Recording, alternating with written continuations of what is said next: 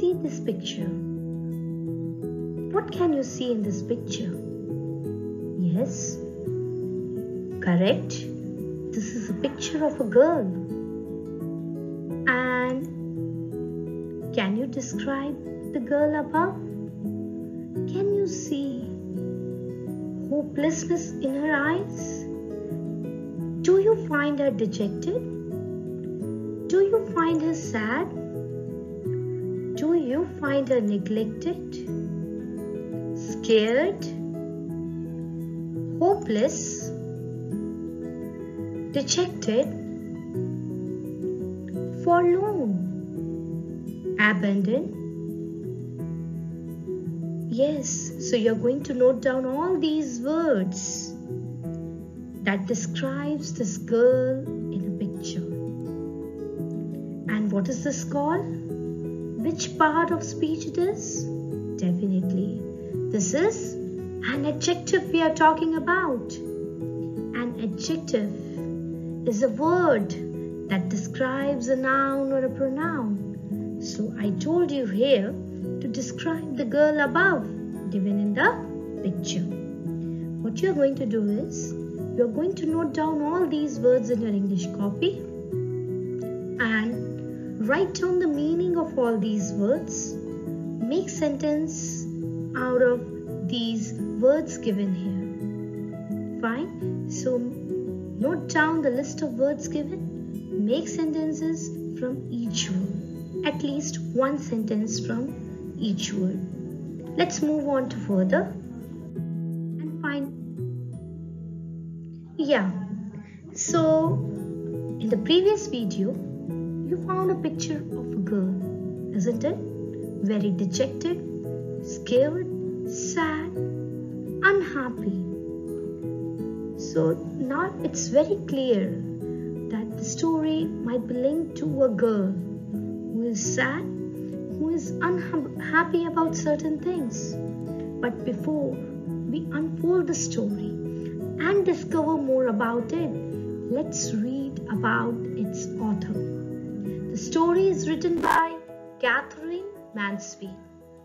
As you can see over here, she was born in 1888 in Wellington, New Zealand. Died in 1923, Fontainebleau, France. She was New Zealander, and then she wrote major works like Bliss, Mistral, The Garden Party. She is a central figure in the development of the modern short story. She basically wrote modern short stories, and there where she attained her prominence. And her work remained among the most widely read in world literature. So this was all about this great author, Katherine Mansfield. So as you can see the title of the story, The Little Girl. And before we start reading the story, I would like to discuss few things with all my dear children. And it is very genuine feelings that you go through. When your father scolds you, when your mother scolds you sometimes, you really get offended. You get depressed. You get sad. Am I right? Yes, it happens with everyone. But let me tell you one thing. Even if they are strict to you sometimes, they only think about you. They love you. They care for you. The story about a little girl whose feelings for her father change from fear to understanding will probably find an echo in every home.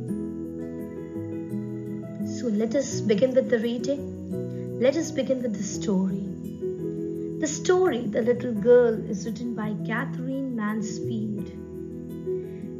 It is a story about Kezia, about a little girl who, on account of little understanding about her father, usually remained scared of him. She kept a distance from him whenever he would be at home. She considered him to be as big as a giant. She would often get nervous and stutter while talking to him. To the little girl, he was a figure to be feared and avoided. He was a figure to be feared, a person to be feared. She was frightened of her father. Every morning before going to work, he came into her room and gave her a casual kiss, to which she responded with, "Goodbye, father." Every morning, the same routine would follow, and her father would go into her room to bid her goodbye. And oh, there was a glad sense of relief as soon as her father left the home for his work. She had a glad sense of relief. She relaxed, and just you can imagine her fear. Her fear of her father figure. How much she was frightened of her father. When she heard the noise of the carriage growing fainter and fainter down the long road, she relaxed. She had the sense, a glad sense of relief. She felt happy. In the evening, when he came home, she stood near the staircase and heard the loud voice in the hall. "Bring my tea into the drawing room." As he was an authoritarian figure at home, when he came back from his work, he would command her mother, her wife, to do petty work, to do petty jobs. He would command her wife to bring tea into the drawing room. And next he would command him to bring the paper. "Mother, go and see if my paper's out there and bring me my slippers." He would ask for the slippers. So it happens at every home. After daily work, your parent, your father, might get tired, and then again when he comes home, he would just demand for a cup of tea, a paper, and his slippers.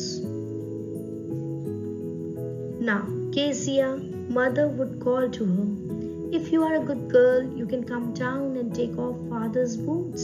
Kezia was called to take off her father's boot. Take off is your phrasal verb over here. Okay? Slowly the girl would slip down.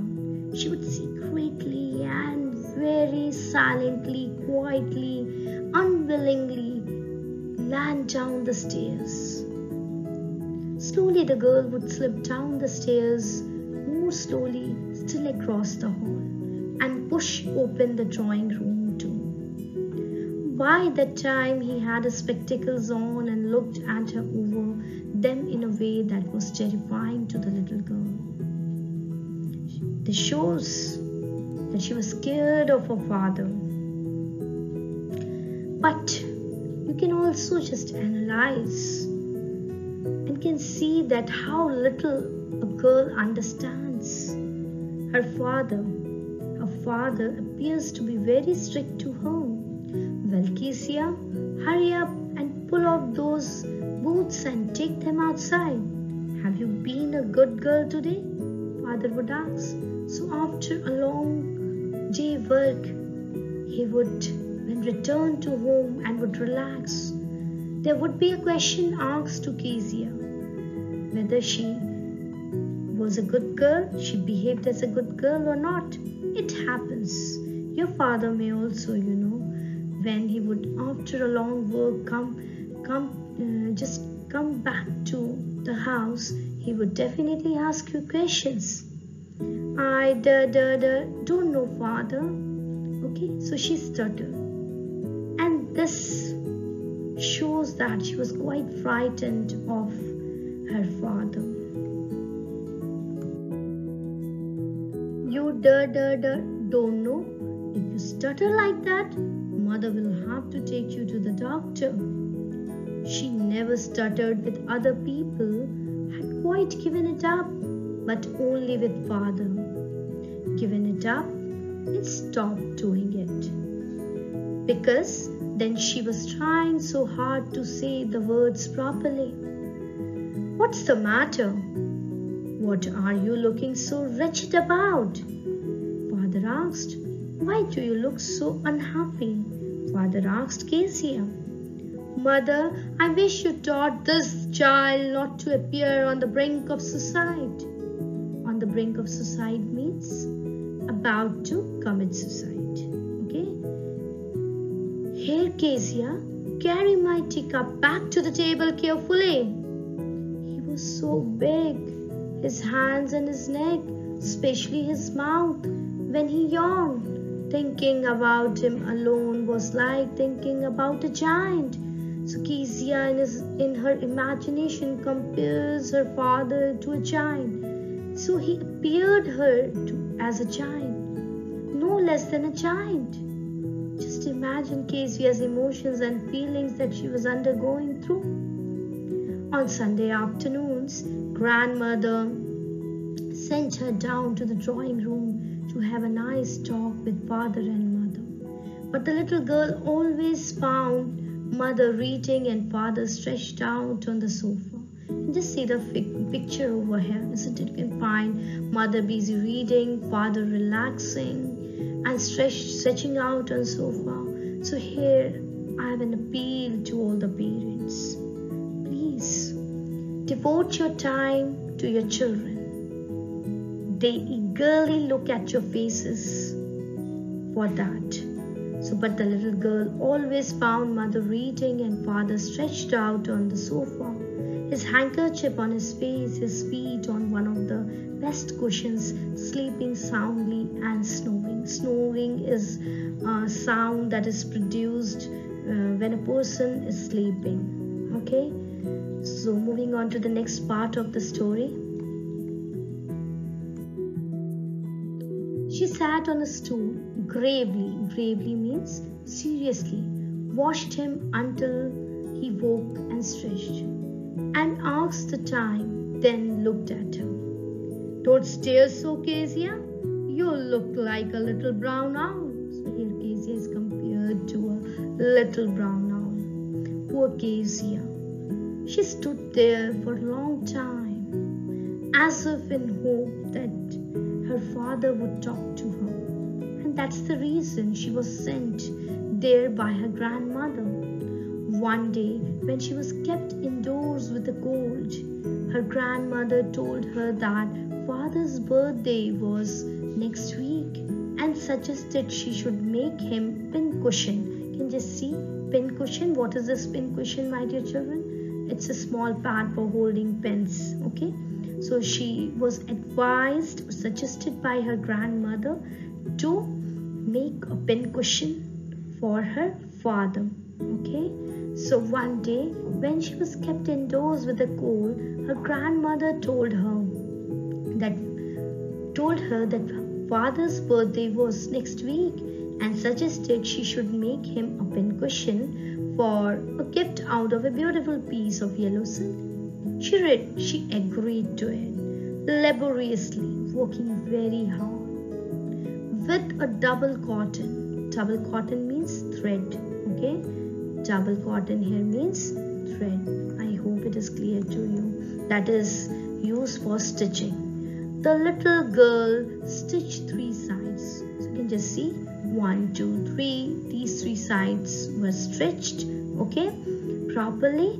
3 sides, but what to fill it with? That was the question. That was the question in her mind. The grandmother was out in the garden and she wandered into mother's bedroom to look for scrap. So stealthily she wandered. Okay, she moved into, wandered means moving. Okay, so she went into by chance into mother's room and she found many sheets of fine paper gathered there. Okay, kept there.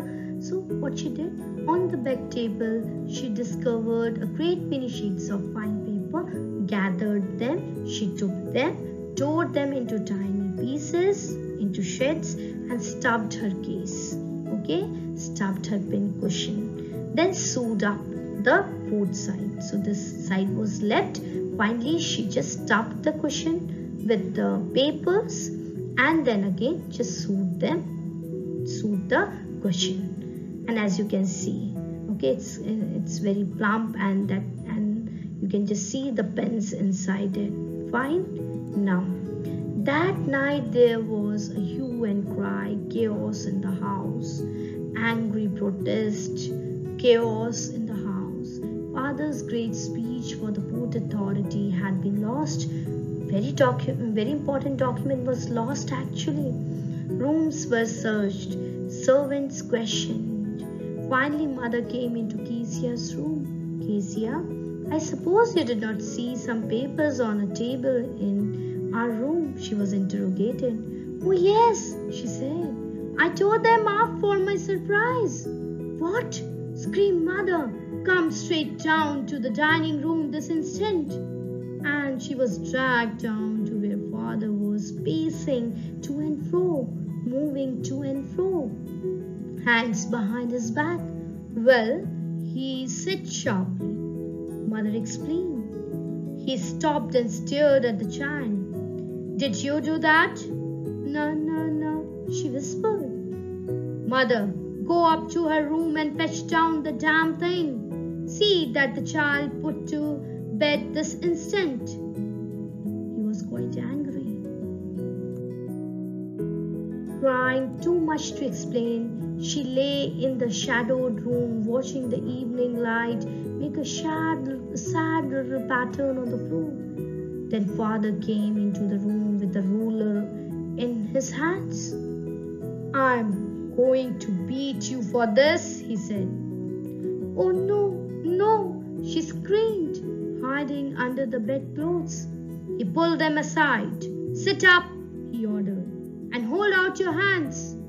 You must be taught once and for all not to touch what does not belong to you. But it was for your birthday.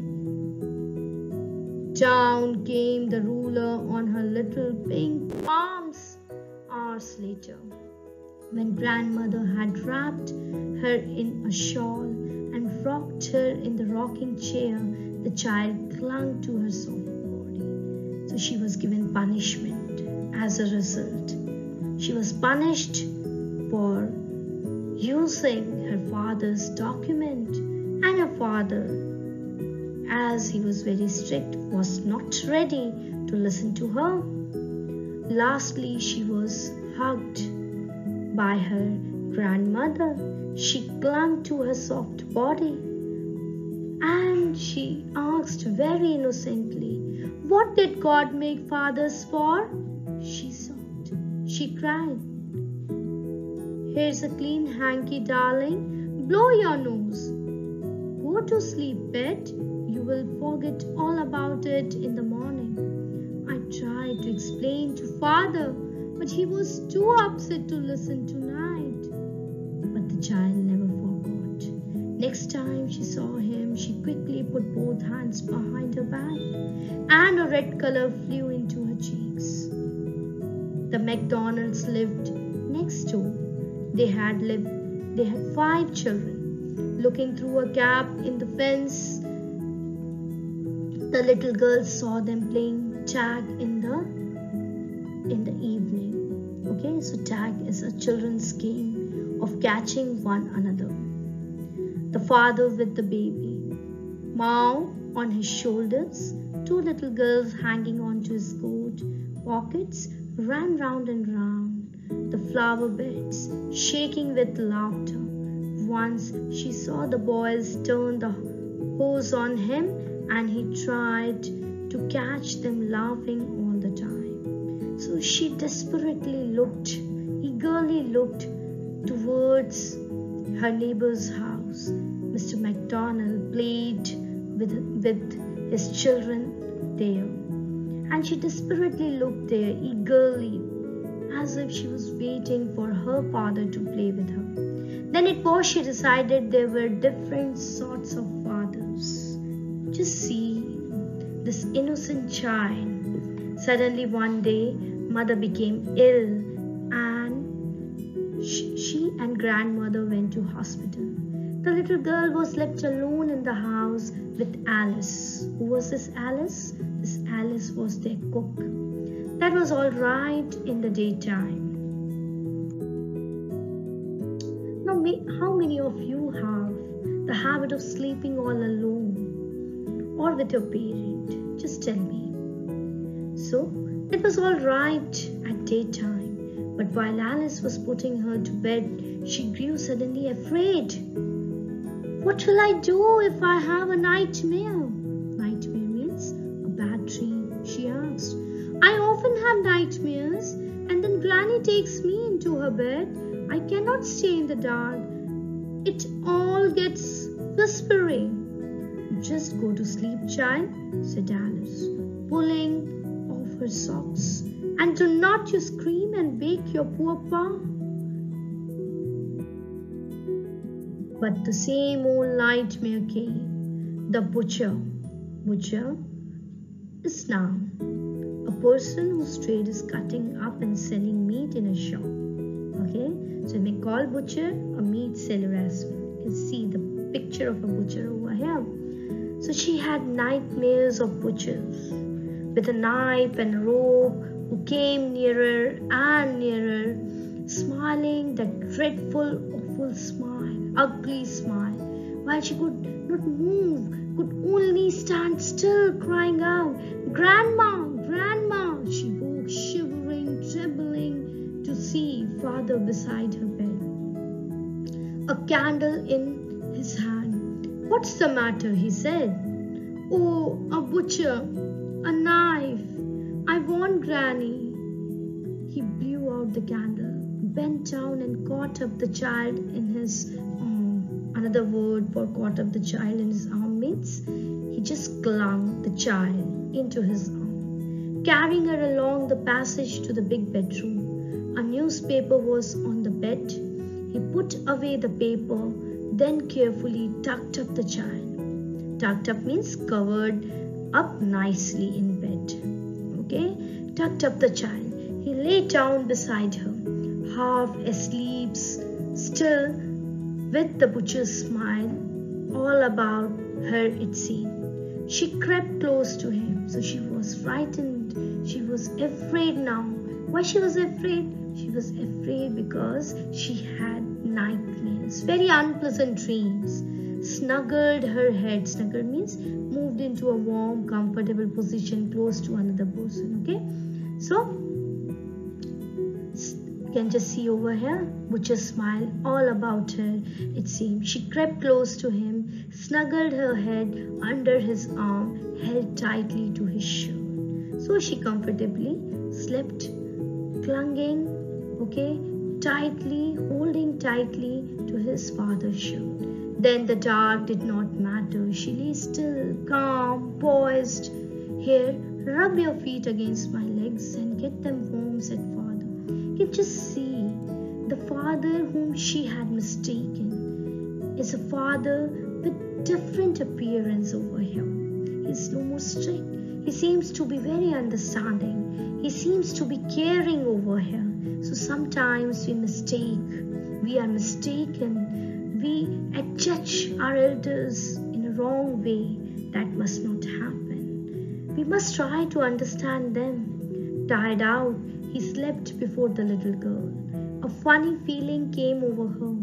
Poor father, not so big after all. And remember what she did? She compared her father to a giant, and with no one to look after him. He was harder than grandmother, but it was a nice hardness. And every day he had to work and was too tired to be a Mr. McDonald. So finally the feeling had changed. Now the father, who was strict to Kezia, appeared to be understanding, loving and caring to her. She had torn up all his beautiful writing. She understood her mistake. She did not do it deliberately or intentionally, but still, she realized her mistake. She stirred suddenly and sighed. She relaxed. What's the matter? Asked her father. Another dream? Oh, said the little girl. My head's on your heart. I can hear it going. What a big heart you have, father, isn't it? You have godfather, dear. So now from a big giant, his father has turned into someone who had a big heart, isn't it?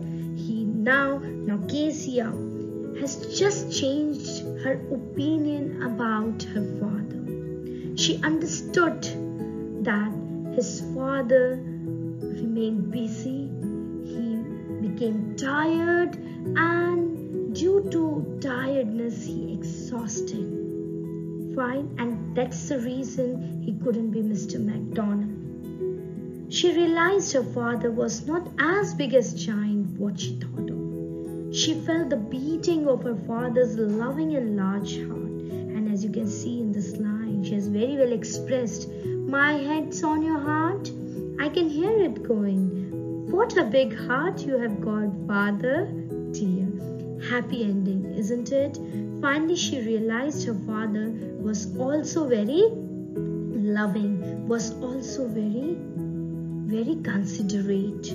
Okay? Now, and she also realized that he had to work the whole day to provide for his family and was too tired by evening to play with her. That's the happy ending to the story. I hope you all would have liked the story and this little character, the most prominent character in the story, Kezia.